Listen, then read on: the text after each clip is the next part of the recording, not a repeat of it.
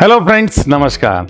तो आपके लिए बहुत बड़ी खुशखबरी है और जाहिर सी बात है आप जानते भी हैं कि मैं कौन सी खुशखबरी देने वाला हूं। जो अभ्यर्थी ग्रेड फर्स्ट और ग्रेड सेकंड आरपीएससी द्वारा आयोजित होने वाले एग्जाम्स की तैयारी कर रहे हैं उनके लिए इससे बड़ी कोई खुशखबरी हो नहीं सकती कि आपकी जो फर्स्ट पेपर में 40% मिनिमम मार्क्स वाला क्वालिफाइंग क्राइटेरियन जो था उस पे आरपीएससी पुनर्विचार कर रही है।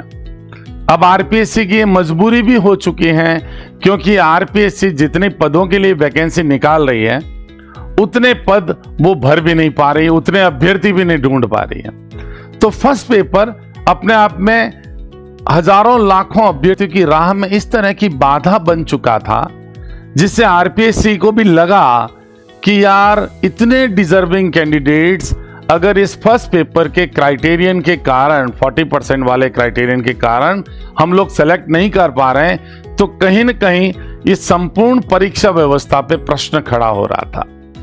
तो आरपीएससी सचिव आशुतोष जी गुप्ता ने क्लियर कर दिया है कि उन्होंने सरकार को इस बारे में पत्र लिखकर सुझाव दिया है कि अब वो लोग 40% वाला जो मिनिमम मार्क्स वाला क्राइटेरियन है उसको दोनों पेपर, सब्जेक्ट का पेपर और जीके का पेपर, दोनों के जो कुल टोटल मार्क्स हैं उसके 40% को हम क्राइटेरिया बनाना जा रहे हैं। और ऐसा हम चाह रहे हैं ताकि अधिकांश जो अपने विषय में एक्सपर्ट स्टूडेंट्स हैं या कैंडिडेट्स हैं उनका सिलेक्शन हो पाए।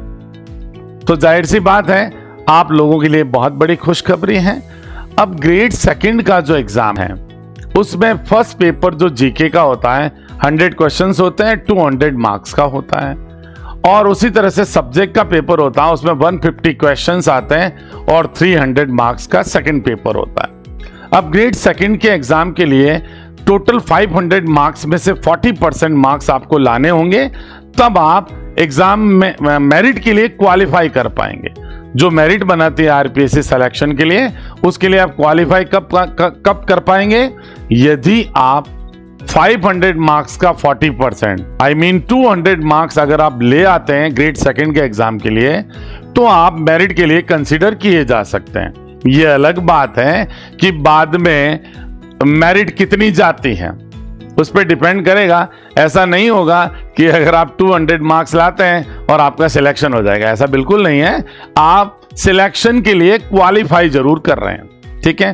कहने का मतलब ये आप मेरिट में कंसीडर किए जाएंगे आपके मार्क्स, ऐसा नहीं है कि आपको ऐसे ही ड्रॉप कर दिया जाएगा। हालांकि फाइनल मेरिट कितनी जाती है, कट ऑफ कितनी रहती है, तो हाई जाने की संभावनाएं रहेगी क्योंकि सब्जेक्ट्स ऐसे होते हैं जिसमें अभ्यर्थी एक्सपर्ट्स होते हैं, सब्जेक्ट पे वो बहुत ज्यादा काम करते हैं और सब्जेक्ट में अच्छा स्कोर भी करते हैं, तो अब मेरिट हाई जाने की संभावनाएं भी बनेगी।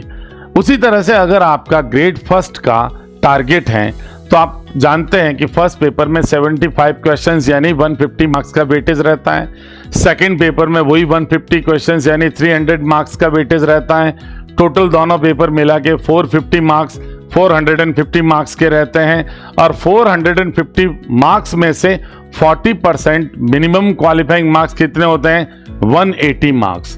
तो ग्रेड फर्स्ट के एग्जाम में आपको मिनिमम दोनों पेपर मिलाकर अब 180 मार्क्स लाने पड़ेंगे, तो आप जो मेरिट बनती है उसके लिए आप कंसीडर करेंगे, आरपीएससी आपको कंसीडर करेगी। तो जाहिर सी बात आप समझ चुके होंगे अब क्या गणित रहने वाला है।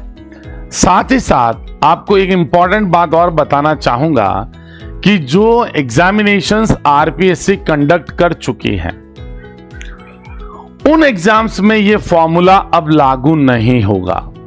अब क्यों नहीं होगा? इसकी सीधी सीधी बात है, ऐसे बहुत सारे अभ्यर्थी हैं जिन्होंने फर्स्ट पेपर क्वालिफाई कर लिया है। अगर आरपीएससी अब जो एग्जाम हो चुके हैं उनमें भी ये फॉर्मूला अप्लाई करें तो वो अभ्यर्थी कोर्ट पहुंच जाएंगे, चैलेंज कर देंगे।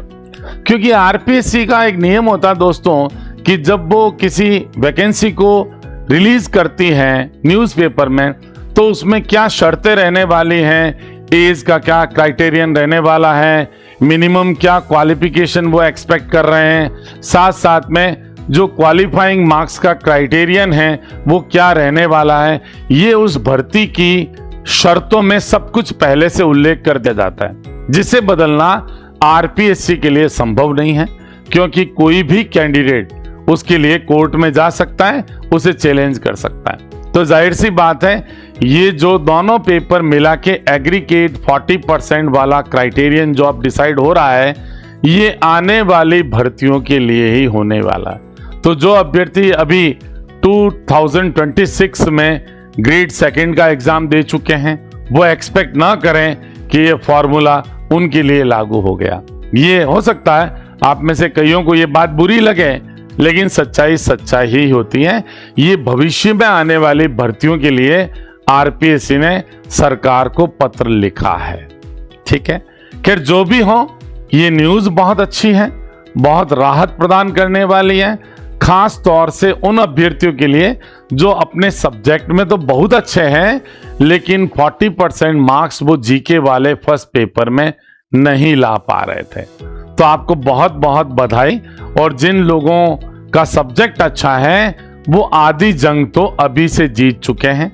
तो आने वाली भर्तियां जो शीघ्र आने वाली है, मुझे लगता है अक्टूबर नवंबर में आप अच्छी खासी संख्या में ग्रेड सेकंड, ग्रेड थर्ड और ग्रेड फर्स्ट तीनों की भर्तियां वापस देखने वाले हैं। तैयारी में जुटे रहे।